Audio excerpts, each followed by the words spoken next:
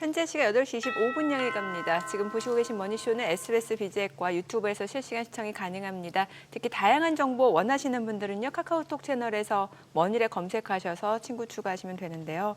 미국도 요즘 종목 장세라고 하잖아요. 네. 간밤에도 보니까 시장, 나스닥도 많이 올랐고 한 상황에서 오른 종목보다는 오히려 하락한 종목이 더 많은 상황이고 이게 종목 장세거든요. 이럴 때 또 종목 선택 어려움 있으신 분들은 카카오톡에서 머니를 검색하셔서 친구 추가하시면 또 종목 선택에 대한 도움을 받아보실 수 있는 것 같습니다. 네, 예. 그렇죠.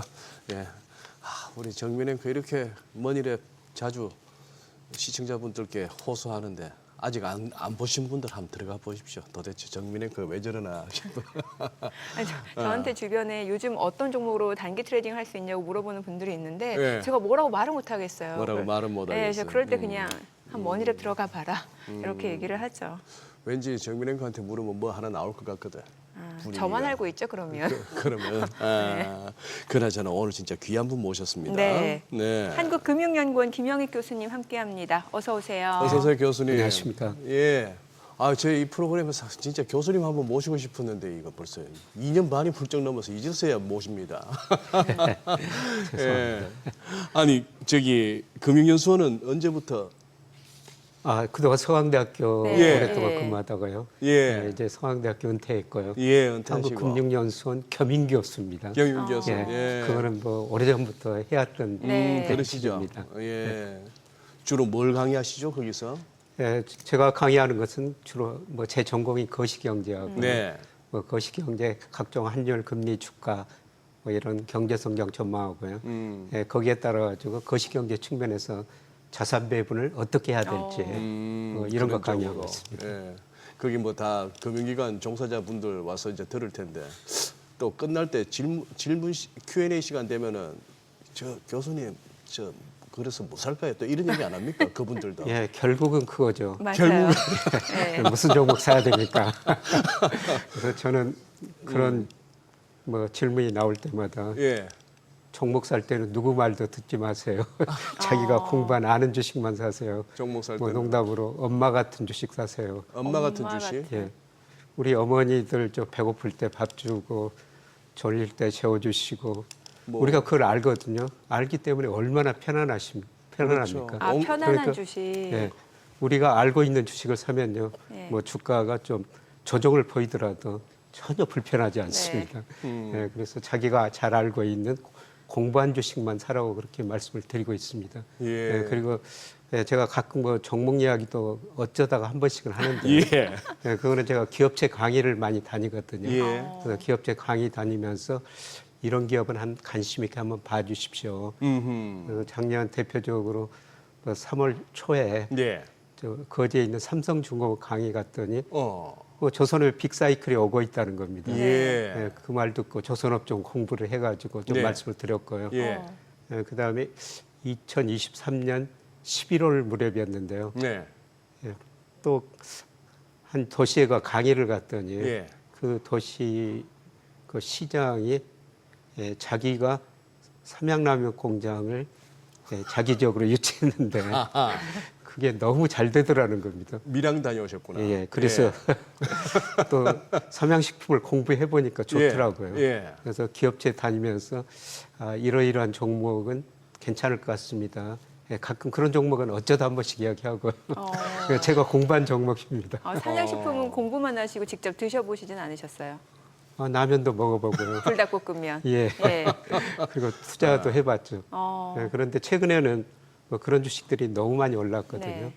네. 그리고 뭐 조선주, 그 다음에 한수원 작년 초에 또 강의를 다니다 보니까 네. 또 원자력이 될 것 같습니다. 어. 그래서 그때 뭐 두산 에너빌리티 이런 종목을 제가 조금 말씀을 드렸었습니다만 예. 지금은 조금 밸류에이션이 너무 높아진 것 같아요. 지금은 그럼 오늘도 저희 방송에서 이따 말미에 뭐 종목 기업 얘기 조금 하나 해주실 수 있는 거예요? 최근에 뭐 강의 갔던 기업 조금 이야기해 줄 수는 있습니다. 지금 해주시면 안 됩니다. 지금 듣고 다른 채널로 가시기 때문에 말미에 해주시고. 예. 보자. 교수님 벤지가 제가 사모님 아직도 삼성전자 갖고 계십니까? 뭐 조금 가지고 있습니다. 좀 답답해하지 않으세요? 좀 답답해 주가 하죠. 흐름이. 네. 답답해 하는데 그래도 최근에는 수익이 약간 난 것 같습니다. 그러면은 생각보다 저 아래에서 매수하셨네요. 예. 아니, 아래서 매수한 것보다 그냥 많은 종목을 투자하면서요. 매일 샀다 팔았다. 그러니까 예. 최근에 산 거는 좀 이익을 본 것 최근에 같습니다. 삼성전자 최근에 사셔서 예, 예. 근데 뭐 교수님 말씀하시는 종목은 여전히 잘 안 사시죠, 사모님? 예, 어쩌다가 예. 제가 말한 종목 샀다가 예. 좀 손해본 경우가 있거든요. 그래서 더 말을 안 듣습니다. 아니 저희가 항상 첫 질문은 뭐 간밤 뉴욕 증시 어떻게 보셨습니까? 이렇게 합니다만 교수님 모셨으니까 지금 이제 벌써 이렇게 아까 말씀하신 두루두루 우리 그동안에 주도주라 할 만한 것들을 짚어주셨고 지금은 조금 밸류에이션이 높다라는 언급은 해주셨지만 먼저 뉴욕부터 해가지고 뉴욕하고 글로벌 증시가 지금 은근히 불안하고 지표도 그런 와중에 다들 뭐 최고치 경신 뭐 이런 분위기입니다. 한번 글로벌 증시 진단을 한번 해주시면요. 저도 저 고민이 좀 많은데요. 네. 그동안 제가 미국 주가가 명목 GDP에 비해서 너무 가대평가됐다. PR도 너무 높거든요. 네. 그다음에 뭐 S&P 500 기준으로 배당 수익률이 1.4% 안팎으로 너무 낮아요. 그래서 미국 주가가 가대평가됐다 이런 말씀을 드리는데 주가가 너무 높으니까 배당 예. 수익이 낮다 이렇게 예. 보면 되는 거죠. 그런데도 계속 오르고 있는 거는 예. 뭐 지금 미국 경제는 소비 중심으로 이축되고 있고요. 고용 증가세도 둔화되고 있거든요. 네. 앞으로 소비가 더 이축될 것 같습니다. 그리고 기대 인플레이션은 상당히 높은 수준이고요. 이런 거 보면은 미국 주가가 그렇게 오를 가능성이 낮은데 다음 주에 있을 거 FOMC 금리 인하 기대를 지금 미리서 반영하고 있는 것 같습니다. 그래서 실제로 저 금리를 인하하면은 오히려 오르기보다는 좀 떨어지지 않을까 그렇게 생각하고 있고요. 막상 금리 인하를 했을 때 미리서 반영해 버렸기 때문에. 네. 그리고 최근에 그 일본 주가도 예. 지난 거 8월 사상 최고치 경신했었죠. 예. 그런데 우리 저 언론 같은 데 보면은 일본이 그 증시 제도 개편 추주 우선 이런 정책을 펼쳐 가지고 일본 주가가 사상 최고치 경신했다고 그러는데요. 예. 뭐 제가 분석해 보면은 네. 일본 니케이 225하고 가장 관계가 깊은 게 일본 명목 GDP예요. 네. 명목 GDP. 네. 명목 GDP란 실질 GDP에서 물가 상승률 GDP 디플레이터를 더한 건데요. 네. 이게 굉장히 가파른 속도로 회복되고 있거든요. 일본이요. 그래서 네. 니케이 225하고 명목 GDP하고 상관계수가 무려 0.87이나 됩니다.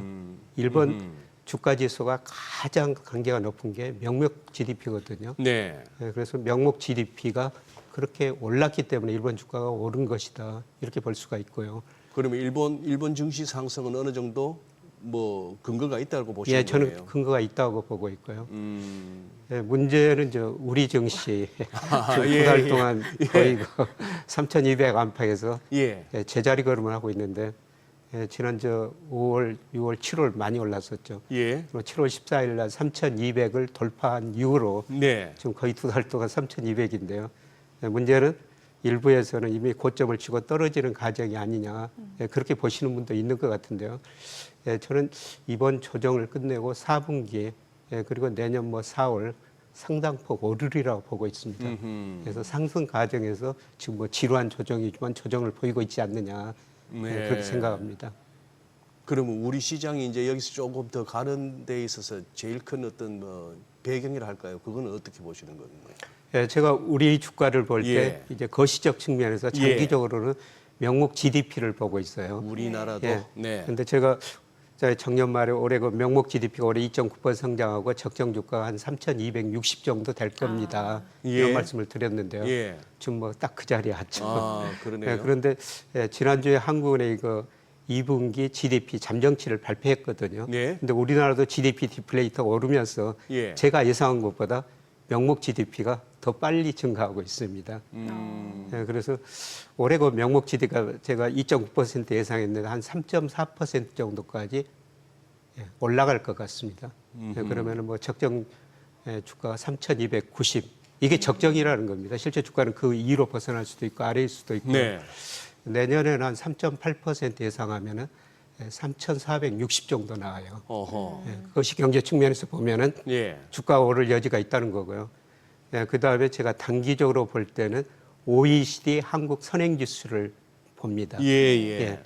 우리 주가하고 거의 같은 방향이거든요. 예. 근데 OECD 선행지수가 뭐 이 사람들이 그 휴가라고 7월 거는 쉬더라고요. 예, 예.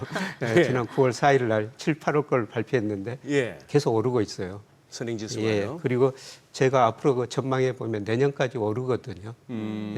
그래서 이런 걸 볼 때 주가 상승률이다. 그러면 왜 지금 주가가 조정을 보이느냐? 네.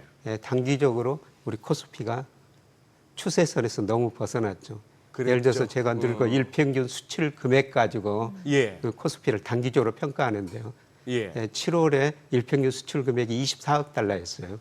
그런데 코스피는 많이 오르다 보니까 일평균 수출에 비해서 29% 가대평가됐고요. 8월에는 일평균 수출 금액이 26억 달러 오르고 주가가 좀 조정을 보이다 보니까 한 19%로 가대평가 정도가 줄어들었는데요. 그런데 이번 달에 일평균 수출 금액이 저는 한 30억 달러 정도 예상하고 있습니다. 네. 연간 최고치거든요. 예.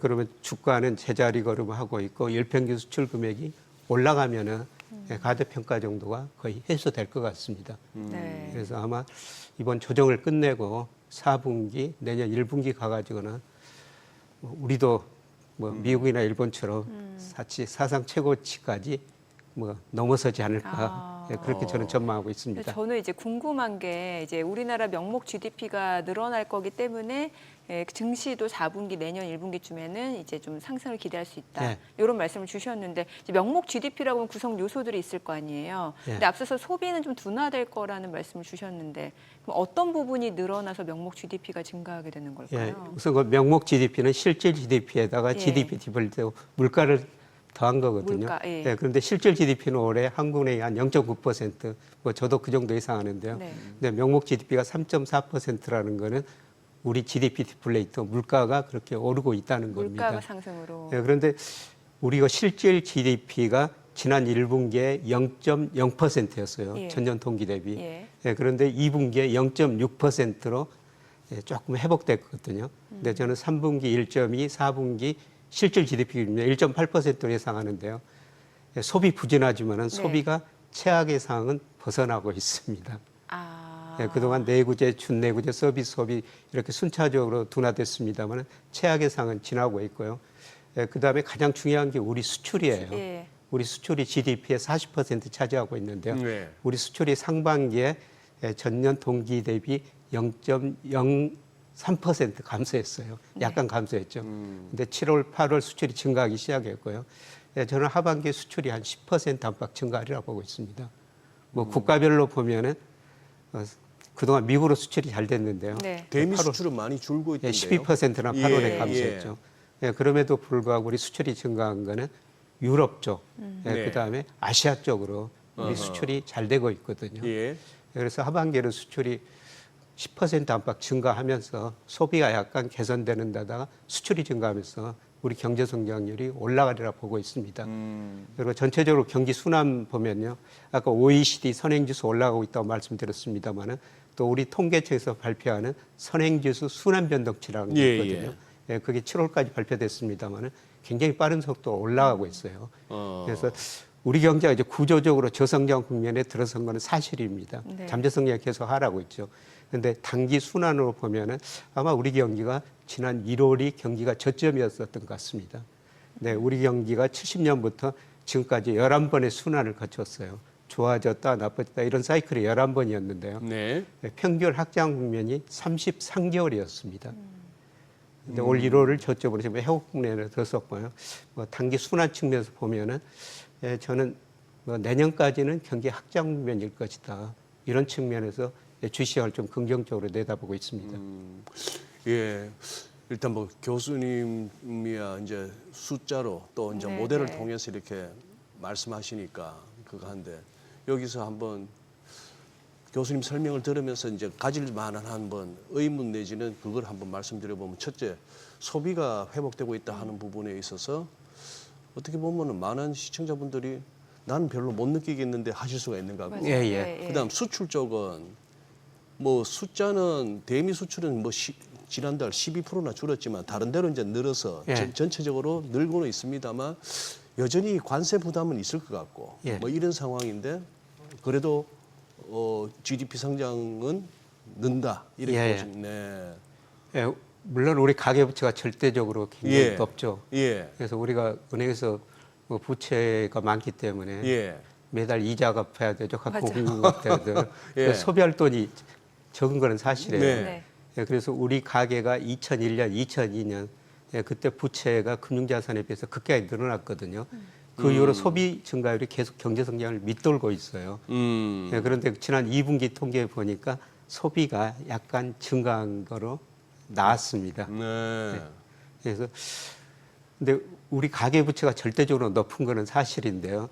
예, 그런데 작년 한 해 동안 우리 개인들이 금융회사에 저축한 돈이 빌려 쓴 돈보다 216조 원이 많습니다. 그래요? 예. 오. 근데 이런 것들이 우리 언론에는 보도가 안 되는데요. 한국은행 자금순환표에 나오는데 네. 우리 개인들 자금 융자가 늘어나고 있거든요. 네. 예. 개인 부채는 거의 정체되고 있고 금융자산은 늘어나고 있습니다. 물론 이게 양극화 차별화는 일 수가 있는데요. 네. 전체적으로는 우리 부채보다도 금융자산이 더 빨리 늘어나고 있다는 것입니다. 예, 그리고 아마 3분기 통계는 우리 정부가 소비 쿠폰도 좋지 않습니까? 예. 예, 그래서 그런 통계 보니까 7월부터는 소매 판매가 많이 증가한 거로 나타나고 있더라고요. 이게 일시적인 것인지 좀 더 지켜봐야 되는데요. 네. 일단 그 소비는 최악 예상 지난 것 같습니다. 예, 그리고 우리 수출을 보면은 미국 비중, 중국 비중은 축소되고 있거든요. 네. 올 하반기 들어서 예. 예, 미국 비중이 18.4, 중국 비중이 18.2% 축소되고 있는데요. 아시아 비중, 특히 아세안 비중이 17% 넘어서고 있고요. 인도 비중이 3%, 인도하고 아세안 비중이 20%좀 넘거든요.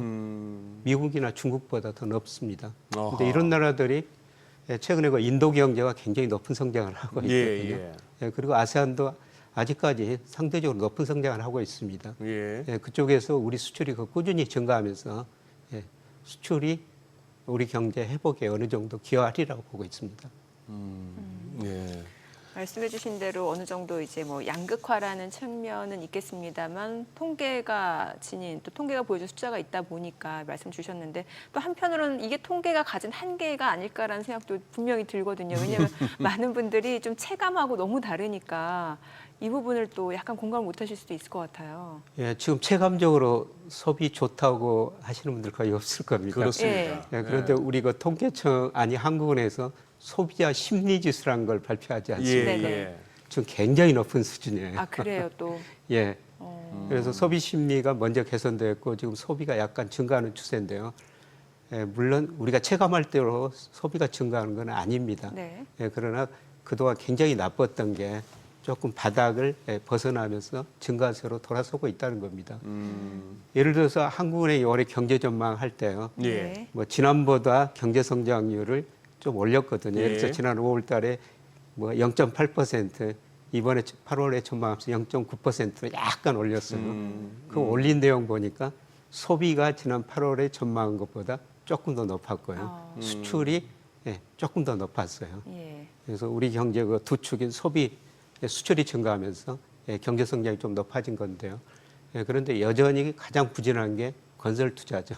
아, 요즘 건설 경기가 너무 안 좋죠. 예. 건설 경기는 정말 안 좋습니다. 예. 그런데 GDP 소비가 46%고 수출이 40%인데요. 두 개가 비중이 제일 높거든요. 네네. 이 두 개가 회복되고 보니까 우리 경제가 뭐 저점을 탈피하고 있다 이렇게 평가해 볼 수가 있는 것 같습니다. 야, 우리 지금 우리 시청자분 아주 한번 생각해 볼 만한 걸 던지시네요. 전문가와 비전문가의 차이는 수치로 확인하느냐, 체감으로 판단하느냐. 이 말씀도 하시고 똑같은 말씀, 같은 분이신데 낭만 고양이님. 체감될 정도면은 이미 투자하기엔 늦었다. 아, 이거 체감될 정도면 투자하기엔 늦었다. 그러고 보니 그러네요. 뭐 AI고 뭐고 간에 좌우지간 남들 시작하기 전에 코인이 뭔지도 잘 모를 때 시작했던 사람들은 다 돈 벌었고. 네. 예, 그러네요. 체감될 정도. 만약에 교수님 말씀대로 판단대로 이게 바닥을 통과하고 있다라고 할 것 같으면 이거는 상당한 포텐셜이 있는데요. 예, 그렇습니다. 네. 예, 그래서 제가 주가를 좀 낙관적으로 보고 있고요. 근데 물론 미국이 못 가도 우리만 갈 수 있을까요? 예. 그 부분은. 예, 제가 올해 들어서는 미국 주식보다는 우리 주식을 많이 하십시오. 그렇게 예. 말씀을 드렸던 거는요. 네. 예, 장기적으로 그 달러 인덱스가 우리 코스피하고 S&P 500 상대 지수하고 굉장히 높은 상관관계에 있습니다. 마이너스 0.81이 넘는데요. 예. 그러니까 달러 인덱스가 강할 때는 미국 S&P 500이 우리 코스피보다 더 올랐고요. 그래요. 네, 달러 강할 때는 미국이 좋고. 달러가 인덱스가 떨어질 때 네. 우리 코스피가 많이 올랐거든요. 네. 예, 그런데 최근에 우리 국민연금 수익률 보면요. 예. 이런 게 분명히 나타나거든요. 어허. 올 상반기에 그 국민연금이 국내 주식에서는 약 33%, 해외 예. 주식에서는 수익률이 1%밖에 안 되더라고요. 아, 달러가 예, 그런데 빠져가지고. 국민연금 수익률을 보면요. 네. 2000년에서 2024년까지 국민연금의 연평균 수익률이 6.5%였어요. 예. 근데 지난 2년은 14%였습니다. 우와. 평균이. 어. 그러면 지난 2년 국민연금 수익률이 왜 높았느냐? 예. 국민연금이 해외 주식 투자를 굉장히 많이 하고 특히 미국 주식을 많이 하거든요. 네. 그래서 지난 2년 동안 미국 주가가 많이 올랐고 예. 그다음에 달러 인덱스가 오르고 달러도 우리 원화 가치가 강했고. 떨어진 거죠.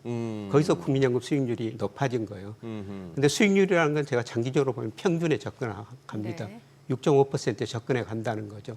그 의미는 뭐냐면은 미국 주가가 상대적으로 안 좋고 달러 인덱스가 하락할 거라는 겁니다. 네, 그래서 작년 11월에 국민연금 제가 가서 강의하면서 예.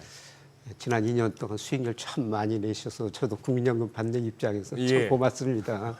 이런 말씀을 드리면서 예. 그런데 지난 2년 동안 수익률은 비정상적입니다. 결국 평균 수익률에 접근해 갈 겁니다. 그 의미는 미국 주가가 안 좋고 상대적으로 우리 주가가 좋고 네. 달러 인덱스 하락할 것입니다. 근데 올해 그런 모습이 나타나고 있습니다. 근데 미국 주가가 뭐 떨어지고 우리 주가도 오를 수가 없죠. 방향은 상관계수는 불렀습니다. 네. 그런데 올해 뭐 상반기에 나타나는 것처럼 미국 주가가 떨어질 때 우리 주가 덜 떨어지고요. 오를 때는 우리 주가가 더 많이 오르는 현상이 올해 나타나거든요. 네. 우리 코스피 33% 올랐고 S&P 500 10% 올랐는데요. 저는 이게 올해뿐만 아니라 예. 앞으로 몇 년 진행될 문제라고 보고 있습니다. 어허, 일시적인 현상이 아니라. 예. 네. 그러면 교수님, 지금 또 우리 경제 주식 채널 이렇게 보다 보면은 또 많은 부분에서 그런 얘기들을 합니다. 무슨 상법 개정, 그리고 뭐 대주주 요건, 또 노란봉투법 이런 등등을 얘기하면서 이제 그것도 살펴야 된다 하는데 이른바 정책 변수 내지는 정책 리스크는 어떻게 감안하시면 어떤가요? 우리가 조금 그런 여러 가지 정책에서 좀 빠르게 간다는 느낌이 있는데요. 우리가 장기적으로 이제 바른 방향이라고 생각하는데 네. 단기적으로 좀 빠른 방향이고요. 예. 근데 아까 일본 주가가 오른 거는 예. 그런 정책 변수에서 주가가 오랐지만은 결국 주가를 결정하는 게 주가 지수를 결정하는 거는 명목 GDP고요. 그다음에 개별 기업 주가를 결정하는 기업 이익이라는 겁니다. 네. 그래서 우리 그 증시 대조, 추주 우선된 상법 개정, 그다음에 예. 배당수의 예. 분리과세, 그다음에 자사주 소각 이런 걸 추구하고 있는데 이런 것들이 증시에 긍정적인 영향을 미칠 겁니다. 그러나 가장 중요한 거는 우리 GDP가 증가해야 된다는 겁니다. 일본처럼. 그런데 문제는 우리 잠재 성장률이 예. 계속 낮아지고 있거든요. 예. 1980년대 10%에서 97년 애한위기를 겪으면서 5%로 떨어졌고요. 2% 안팎이었습니다만 지금 1% 후반으로 떨어지는 과정이에요. 네. 그런데 이번 정부가 335를 내세우고 있죠. 335. 네. 앞에 3이 AI 3대 강국, 예. 그다음에 가운데 3이 3% 잠재 성장률. 예. 잠재 성장이 계속 떨어지고 있는데 올리겠다는 겁니다. 예. 그리고 마지막으로는 세계 국력 5대 강국. 이런 걸 335를 내세우고 335. 있거든요. 근데 가운데 3. 옛날 뭐 목표야 항상 좋죠. 747도 있었는데요. 뭐. 747, 네. 이명박 정부 때 747, 네. 박근혜 정부 때 474. 네. 다 달성 못했죠. 네. 그런데 제가 보기에는 3% 달성하기는 좀 힘들어 보입니다. 그래서 이런 경제 성장을 전제로 이번 정부 특히 그 민주당에서 코스피 5,000위원회까지 만들었지 않습니까? 근데 제가 보기에는 5,000까지는 가기 굉장히 힘들어 보이고요. 예. 4,000은 좀 넘을 것 같습니다. 물론 제가 잠재 성장률이 1.8%로 가정했는데요. 이게 정부 목표 8% 아니 3% 달성하면은 갈 수는 있는데 그거는 힘들어 보입니다. AI 3대 강국이라. 그러면 미국, 중국, 한국 이 순서가 된다는 얘기인가요? 예, 그렇습니다. 예. 아니 물론 뭐 전교 3등 목표로 공부는 할 수 있죠. 좋은 목표 세우고 예, 예, 예. 노력해야 되죠. 네, 거기까지 가기는 네. 힘들더라도요. 아, 네. 자, 알겠습니다. 자, 지금 8시 50분 향해 갑니다. 오늘 양시장 좀 호가 상황 좀 체크해 보도록 하겠습니다. 먼저 코스피부터 좀 보도록 할게요. 오늘 코스피는 약보합 출발 예상되고 있습니다. 3,217이고요. 코스닥은 0.6% 하락 예상됩니다. 813으로 집계가 되고 있습니다. 시가총액 상위 종목 예상가 보겠습니다. 삼성전자 오늘 소폭 상승 예상됩니다. 지금 호가에서는 73,300원이고요. SK하이닉스 0.5% 상승 예상됩니다. 지금 예상가 278,500원. LG 에너지솔루션 오늘 호가 분위기가 좀 안 좋네요. 어제는 그래도 주가 좀 강보합권에서 좀 마무리가 됐었는데 오늘 호가에서는 3% 약세가 예상됩니다. 333,300원이고 삼성 바이오로직스가 2% 상승 예상됩니다. 예상가가 1,053,000원. 하나 에어로스페이스 소폭 상승 예상되고 있고요. 현대차입니다. 오늘 0.2% 소폭 오름세가 예상되고 있고요. 기아 보합 예상되고 있습니다. 삼성전자 우선주, HD현대중공업 지금 보합권 예상되고 있고요. KB금융이 하락 출발 예상됩니다. 호가는 106,700원으로 나타나고 있습니다. 코스닥 시가총액 상위 종목 예상가도 보겠습니다. 알테오젠 오늘 1% 하락 예상됩니다. 지금 호가에서는 472,000원이고요. 에코프로비엠 0.5% 하락 예상됩니다. 예상가 115,800원. 파마리서치가 1.48% 상승 예상되고요. 예상가 685,000원. 펩트론, 에코프로 지금 보합권 예상되고 있고요. 리가캠바이오 소폭 상승 예상되고 있습니다. 지금 호가는 152,100원. 에이벨바이오 보합 예상되고 있고요. 레인보로보틱스가 지금 1.2% 하락 예상됩니다. 예상가 273,000원이고요.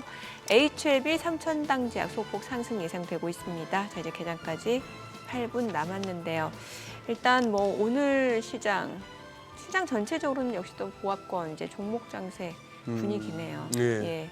요 이제 3,220이 우리가 최근에 봐왔던 이제 박스권 상단인데. 네. 예. 아닌 게 아니라 여기서 이제 이쯤 오면 외국인이 사다가 안 사고 했는데 오늘 좀 사줄라나 말라나 그게 이제 궁금하고 생각보다 야간 선물보다 좀 약하네요. 동시효과는. 네. 이것보다 예, 미국장 저렇게 하고 유럽도 좋고 프랑스 무슨 뭐 저 결국 이제 새 총리를 뽑아야 되는 그런 상황까지 왔는데 그렇죠. 네 그래도 뭐 유로 강하고 어제 굿모닝 마켓에서 보니까 이제 미국채 수익률이 단기물보다도 장기물이 예. 더 많이 빠지지 않습니까? 맞아요. 예, 그래서 어제 우리 정리했던 그걸로 치면은 장기가 많이 빠졌으니까 플래트닝이고 금리는 빠지면서 했으니까 불플래트닝인데 네. 요게 어떻게 보면 증시 입장에서는 좋은 겁니까? 예, 예. 예, 뭐 연준이 금리 내릴 거야 해서 단기 빠지는데 장기는 막 덜 빠지거나 올라버리면 이게 조금 불안한데 뭐 그런 상황이긴 합니다만 야 이게 지금 미국채 10년물이 4%가 곧 깨질 분위기까지 왔어요 이게. 그렇죠. 예, 그런 상황까지 와가지고 아니 근데 저기 교수님 예. 지금 이 미국뿐만 아니라 전 세계적으로 증시가 미국 증시가 더 심했습니다만 지표가 별로 안 좋게 나오면은 bad is good이라고 했고 금리 낮춰줄 거니까 뭐 다른 나라도 마찬가지 같아요. 지표 나쁘면은 부양책을 뭐 내주겠지 하는 차원이었고 또 아니면은 약간 뭐 골디락스 뭐 이런 얘기하면서 잘 왔는데 이래저래 보니까 이제 돈이 많아서 그런 것 같습니다만 이 두 개의 패러다임이 언제까지 유효할까요 시장에서? 예, 내년에 유동성은 더 증가할 것 같아요. 유동성은? 예, 예. 미국이 지금 뭐 저는 올해 금리 3.75%까지 연방 기준금리 내리라고 보고 있거든요. 세 차례 내린다 이렇게 네, 세 보시면 차례 내리라고 보고 있는데, 네. 예, 그 이유는 뭐 제가 적정금리 추정해 보니까 뭐 그 정도 나오고요. 예. 예, 고용 증가세가 앞으로도 더 둔화될 거라는 겁니다. 예, 제가 뭐 지난 5월에 그 미국 한 15일 동안 다녀왔는데 뭐 15일 동안 가가지고 미국 큰 나라를 어떻게 알겠습니다만 예, 제가 본 미국은 소비가 많이 줄어들고 위축되는 모습이 나타났습니다. 어디 소비가 서부 동부 위축되니까 다 다녀오셨나요? 예, 예. 고용이 줄어들 수밖에 없다는 겁니다. 또 고용이 줄어들면은 또 소비가 더 위축될 수가 있거든요. 네. 그래서 이런 측면에서 보면은 미국 주가는 가대평가 영역에 있고요. 저평가 영역에 있는 게 우리 코스피, 그 다음에 중국 주가, 그 다음에 일본 주가도 최근에 많이 올랐지만 예. 명목 GDP에 비해서 약간 저평가돼 있어요. 그래요. 예. 그래서 특히 저 미국 주가는 뭐 여러 가지 경제 변수, 뭐 PER, 기업 수익에 비해서 또 가대평가 영역에 있는 것 같은데요. 예, 지금 저 유동성, 금리 인하 기대로 좀 오르고 있는 것 같습니다만 막상 그 금리를 인하하면은 뭐 우리 주식시장이 뭐늘그 뭐 소문에서 뭐 뉴스에 팔라 이런 이야기도 있지 않습니까? 예, 예. 이번에 그런 모습이 나타나지 않을까 생각이 됩니다. 심지어 이제 갑자기 그 FOMC 가까워지면서 또 고용지표 보고 나더니만 이거 잘하면 50bp도 내릴 수 있겠는데 하는 베팅도 살짝 고개를 들더라고요. 예. 그런데 이제 물가가 문제인데요. 아, 예.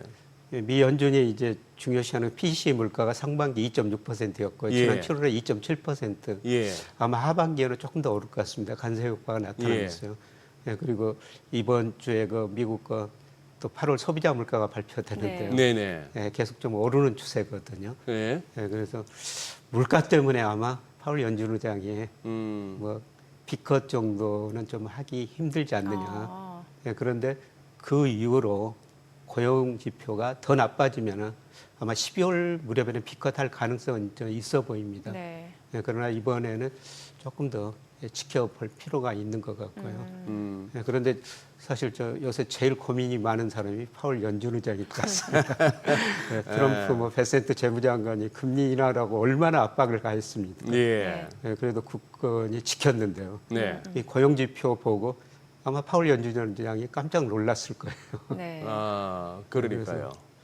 아마 파월 연준 의장이 가장 놀랐을 거예요. 예, 금리를 인하하는데 아직 그 물가가 높기 때문에 예. B컷보다는 0.25%포인트 내리고 앞으로 고용 상황이 더 악화되면 아마 12월 무렵에는 B컷도 가능하리라고 보고 있습니다. 지금까지 그렇게 온갖 핍박에도 버티던 파월 의장이 이번 9월 FOMC에 고용지표 악화됐다고 또 50bp B컷 단행하는 것도 또 웃깁니다. 예, 야, 그렇습니다. 그러면 좀 미리 좀 하지. 지금 와서 그렇게 진짜 좀 전에 화면 보니까 그 잭슨홀 연설하는 그 장면인데 뒤에 그 잭슨홀이라고 쓰는 글자 보니 파월 회장 요즘 발렌타인 땡기겠습니다. 진짜 한 잔 하고 싶겠네요. 예, 그럴 것 같습니다. 저 글씨체는 완전 발렌타인. 예. 저만 그렇게 생각한 건 아니었네요. 그 발렌타인 30년산에 붙어 있는 그 레이블 그러니까. 같아요. 색깔도 비스무리해요. 네. 좀 늦었다. 좀 고용 쇼크 늦었다. 이런 이야기도 나오고 있습니다만. 네. 근데 과연 진짜 경제적인 판단 뿐일까요? 연준하고 트럼프 대통령 행정부 간의 이 갈등이 뭐 조금 정치적인 내지는 뭐 다른 뭐는 없을까요, 교수님? 뭐 정치적인 문제도 있을 것 같고요. 예. 뭐 제가 연준 의장이라도 예. 좀 기분이 많이 안 좋을 것 같습니다. 기분 감정도 좀 섞여 있는 것 같고요. 중요한 예. 거는 통화 정책은 선제적이하다고 저는 생각하거든요. 네. 예, 통화 정책이 소비에 미치는 영향 보니까 미국이나 우리나라나 한 3분기 정도 시차를 두고 영향이 많이 나타나거든요. 예. 그래서 늘 그 통화 정책이라는 것은 앞으로 3분기, 4분기 후에 경제를 예상하고 거기에 맞게 통화 정책을 운영해야 되는데요. 이미 소비 증가세 둔화되고 고용 증가세 둔화된 거 보면은 좀 금리 인하 시점이 좀 늦었지 않느냐. 오히려. 저는 그런 평가는 해보고 싶습니다. 근데 저는 또 하나 궁금한 게 왜 증시에서는 항상 상반되는 이야기들이 있잖아요. 저평가된 데는 다 이유가 있고 또 지금 여지껏 보면 미국 나스닥 뭐 4월 기준으로만 놓고 봤을 때는 40% 이상 올랐기 때문에 예. 그것만 놓고 봤을 때는 분명 달리는 말에 올랐다는 게 맞았던 것 같다는 생각도 들거든요. 예, 예. 근데 그럼에도 불구하고 오히려 이제 미국은 좀 많이 고평가돼서 예. 좀 앞으로 기대 수익률을 높여가기 쉽지 않다 이렇게 보시는 거고. 예, 그렇습니다. 예. 우리 증시인데 지금 주도주라고 할 수 있는 게 지금 딱히 없는 상황이잖아요. 미국은 AI 관련주들이 있고. 예. 근데 미국도 그 M7이라고 그랬는데 예. 그 내에서도 차별화가 되더라고요. 지금은 종목 장세 예. 느낌처럼 순환매가 예, 그게 있죠. 저 예. 상승의 좀 마지막 국면에서 나타나는 현상이 아닌가. 아. 예, 저는 그렇게 생각하고 있고요. 사실 우리도 지금 주도주가 없기 때문에 네. 코스피가 두 달 동안 거의 뭐 3,200 안팎에서 예. 조정을 예. 보이고 있죠. 예. 네, 그런데 이제 기대 수익률은 저는 많이 낮춰야 된다고 이게 보고 있습니다. 네. 우리 코스피가 올해 33% 정도 올랐는데요. 지금 33% 오르면서 제가 명목 GDP로 추정한 적정 주가에 와버렸거든요. 예, 네, 예. 그래서 앞으로 저는 5년 동안 우리 명목 성장률이 3.8%라고 보고 있는데요. 네. 예, 그러면 코스피 기대 수익률 한 5% 정도 되거든요. 어, 물론 업종 종목에 따라서는 많은 차이가 있을 것 같습니다. 전체적으로는 기대 수익률 좀 많이 낮추시는 게 좋을 것 같습니다. 알겠습니다. 자, 오늘 국내 증시 흐름 확인해 보도록 하겠습니다. 개장합니다.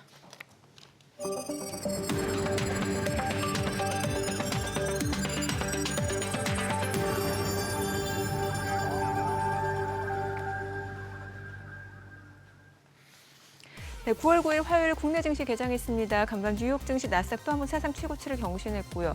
사실 업종으로 봤을 때는 이제 뭐 11개 업종 중에서 6개 업종이 하락한 만큼 종목 장세였습니다.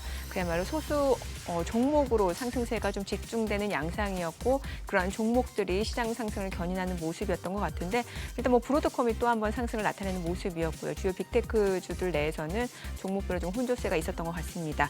자, 오늘 국내 증시 또 어떤 출발을 나타내는지 지수부터 좀 확인을 해보도록 하겠습니다. 먼저 코스피입니다. 오늘 0.3% 상승합니다. 3,231이고요. 코스닥 0.2% 올라갑니다. 820선까지 올라왔습니다. 양시장 상승 출발이고요. 시가총액 상위 종목 시초가 보겠습니다. 삼성전자는 지금 보합권이네요. 지금 7만 원 선에서 좀 주가 흐름 좀 이어지고 있는 상황이고 SK하이닉스는 0.5% 올라갑니다. 27만 8,500원. LG에너지솔루션 0.4% 상승합니다. 34만 5천 원이고요. 삼성바이오로직스가 1.7% 상승합니다. 104만 9천 원. 하나에어로스페이스는 보합이고요. 현대차가 0.4% 상승합니다. 21만 9,500원. 삼성전자 우선주 보합권이고 HD현대중공업 51만 2천 원. 기아가 0.4% 상승합니다. KB금융도 10만 7,600원으로 0.8% 올라갑니다. 코스닥 시가총액 상위 종목 시초가도 보겠습니다. 알테오젠 오늘 차익 실현 물량들이 좀 나옵니다. 지금 0.9% 하락하면서 아마 8거래일 만에 지금 하락일 거예요. 47만 3,500원이고 에코프로비엠 0.5% 상승합니다. 11만 7천 원이고 파마리서치 0.4% 상승하고요. 에코프로도 49,950원 0.7% 올라갑니다. 팩트론 28만 8천 원으로 0.6% 하락 중이고요. 리가캠바이오가 1% 떨어집니다. 15만 원 선. 그리고 ABL바이오 내림세고요. 레인보로보틱스 소폭 올라갑니다. 27만 7,500원, HLB 보합이고 삼천당제약 19만 9,400원에 거래되고 있습니다. 자, 오늘 시장에서 특징을 보여주고 있는 섹터 종목들 좀 체크를 해보도록 하겠습니다.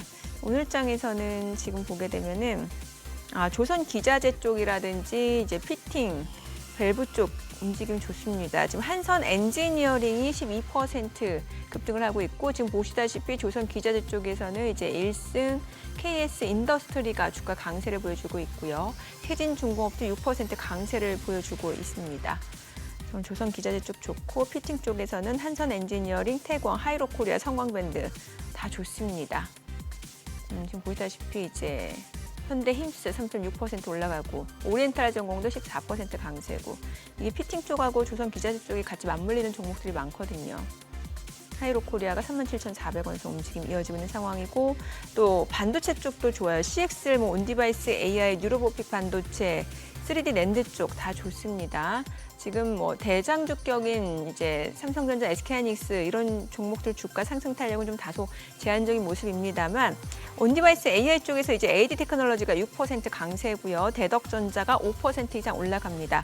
퀄리타스 반도체도 4.6% 상승 중이고 네페스, 오픈엣지 테크놀로지, 네페스 아까 유니퀘스트, QRT, 제주반도체 다 좋습니다.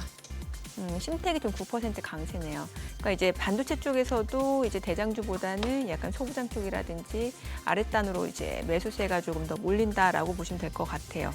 CXL 쪽에서는 이제 네오셈이 11% 급등을 하고 있는 상황이고요. 또 엑시콘도 5.8% 올라가고요. 코리아 서키트, 오킨스 전자 다 좋습니다. 오늘은 반도체, 조선 기자재 쪽 좋네요. 자, 수급 상황 좀 체크를 해보도록 하겠습니다. 오늘 유가증권 시장에서는 개인 투자자 379억 원 순매수고요. 외국인은 365억 원 매도 우위, 기관은 3억 원 매수 우위고요. 코스닥에서 개인 투자자는 326억 원 순매수, 외국인과 기관은 각각 280억 원, 28억 원 매도 우위를 나타내고 있습니다. 환율 체크해 보겠습니다. 달론 환율 오늘 4원 10전 하락한 1,386원 50전에 개장이 됐습니다. 저는 환율이 좀 많이 떨어지는데 뭐 여전히 외국인은 매도고 이게 디커플링 된 지는 오래된 예. 상황이고요. 예. 아, 여기 3,220만 오면 얘들이 안 사네요. 얘들 외국인들이. 예. 아우 니케이 부럽습니다. 사상 최고치 경신하네요. 아, 오늘도 한 0.8% 오르면서 이시바 이시바 총리 물러나고 지금 이제 두 사람이잖아요. 저 고이즈미 신지로, 저 옛날에 그 고이즈미 주니치로 총리 아들. 네. 고이즈미 주니치로 이제 그 고이즈미 주니치로 그때 그분은 진짜 그거 했는데 리차드 기어란 소리 들었는데. 아, 인물이 좋죠. 예, 예. 거기다가 다카이치 사나에 이 두 사람이 이제 그거 한 것 같은데 이러나 저러나 결국 또 교수님 이 두 사람 지금 유력하다는 차기 총리로 유력하다는 이 사람들도 다 약간 아베 성향이죠. 돈풀자 쪽 아닙니까? 예, 그런 것 같습니다. 참. 그래서 일본 경제 아까 예.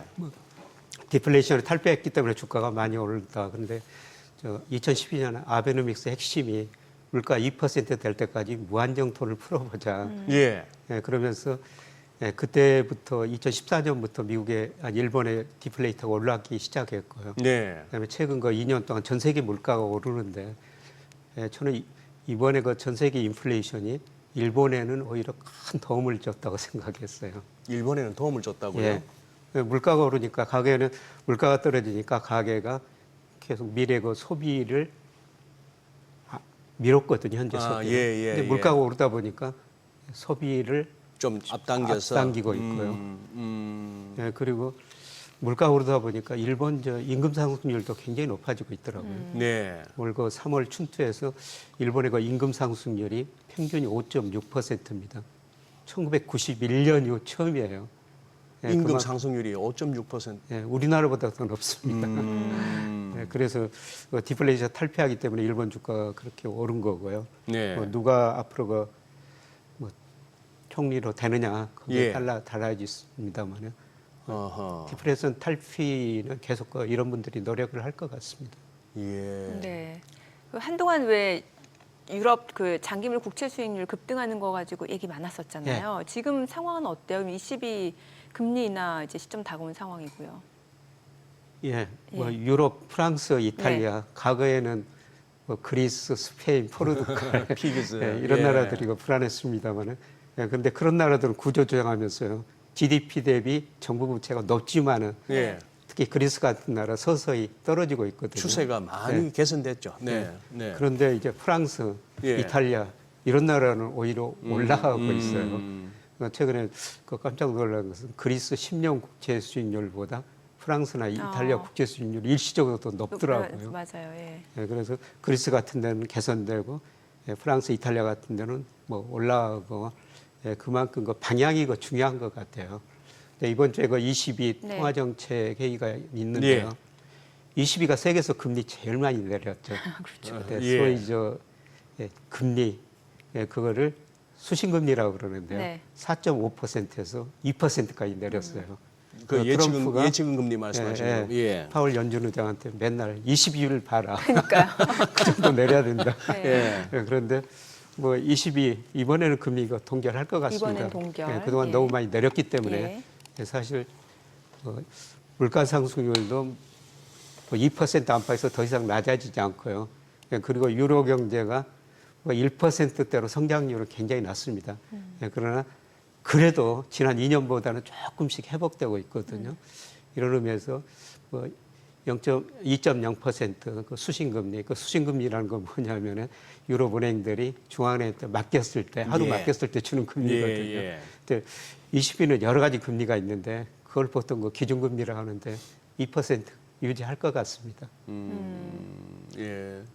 아니 그런데 지금 교수님 지금 환율은 지금 기본적으로 어떻게 보십니까? 달러 약세로 보시는 거죠? 예. 저는 뭐 달러 인덱스 이미 하락 추세로 접어들었다. 예. 지금 110에서 예. 지금 떨어지고 있지 않습니까? 예. 그래서 저는 뭐 90도까지 떨어졌다고 110에서 떨어져서 지금 움직이고 그렇습니다. 있는데요. 예.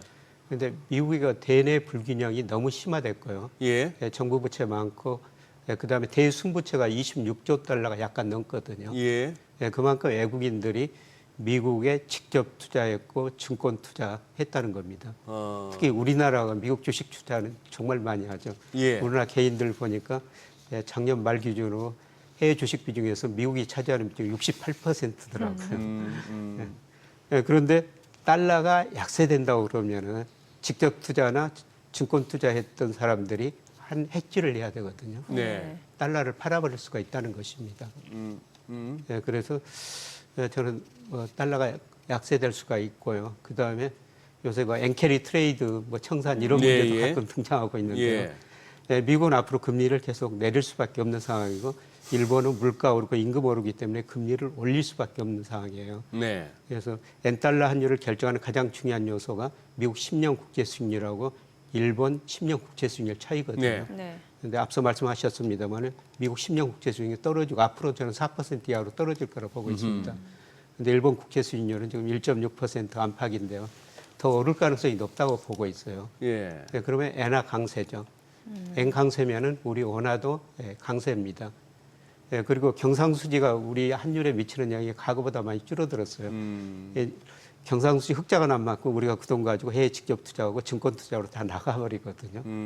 그런데 경상수지는 여전히 환율 안정형입니다. 올해 한국은행이 경상수지 흑자를 1,000억 달러 넘게 보고 있거든요. 네. 역사상 2015년에 1,000억 달러 한 번 넘었고요. 예. 최고치입니다. 예. 그래서 이런 여러 가지 요소를 고려할 때 우리 환율은 떨어질 거로 보고 있고요.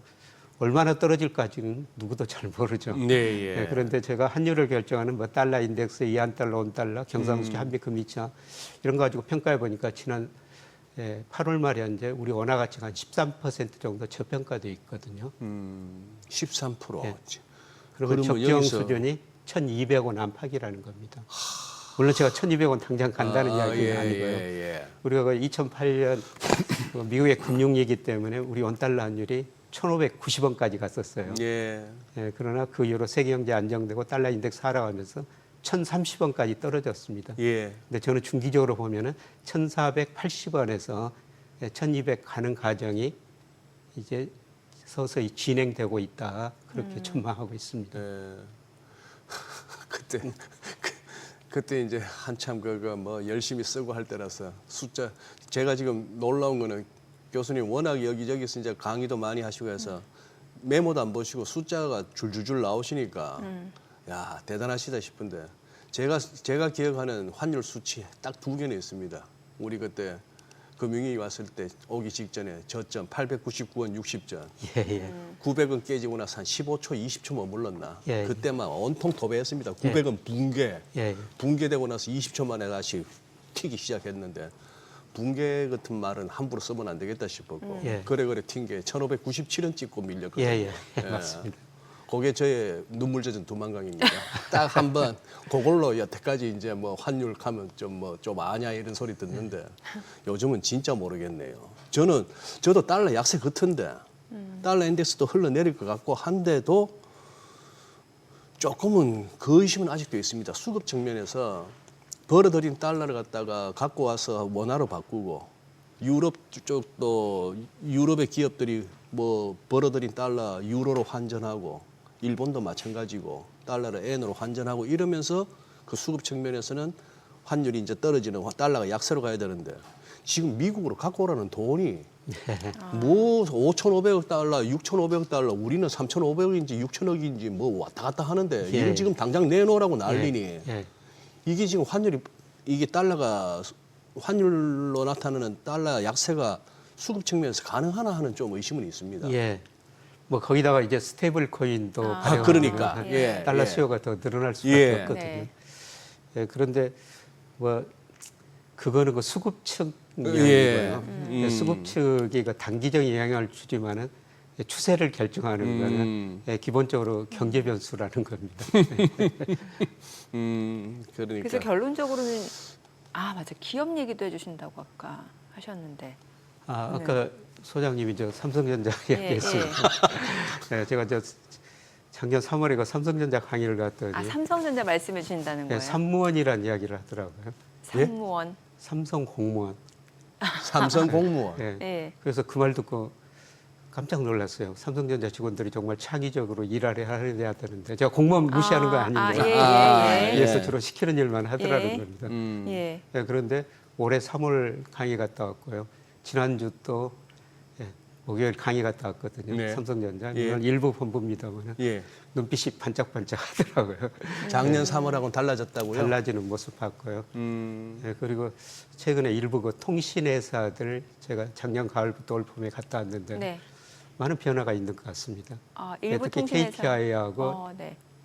KT 같은 회사 네. 지금 많이 또 문제가 발생해가지고 떨어지고 있습니다. AI 접목시켜가지고 많은 그 변화를 모색하고 있더라고요. 예, 그리고 그 배당 수익률 5%고요.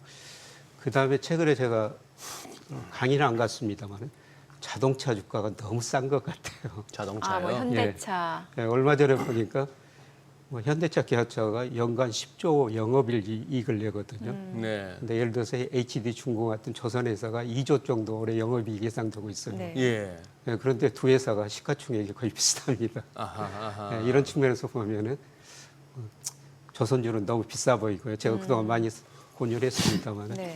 예, 자동차주는 너무 싸진 것 같아요. 네. 예, 그리고 배당 수익률이 5% 안팎이거든요. 그래서 요새 저는 자동차 주식에 관심을 갖고 있습니다. 네. 물론 저 미국으로 수출이 안 되고요. 그런데 역시 아세안이라고 유럽 쪽으로 우리 자동차 수출이 잘 되고 있거든요.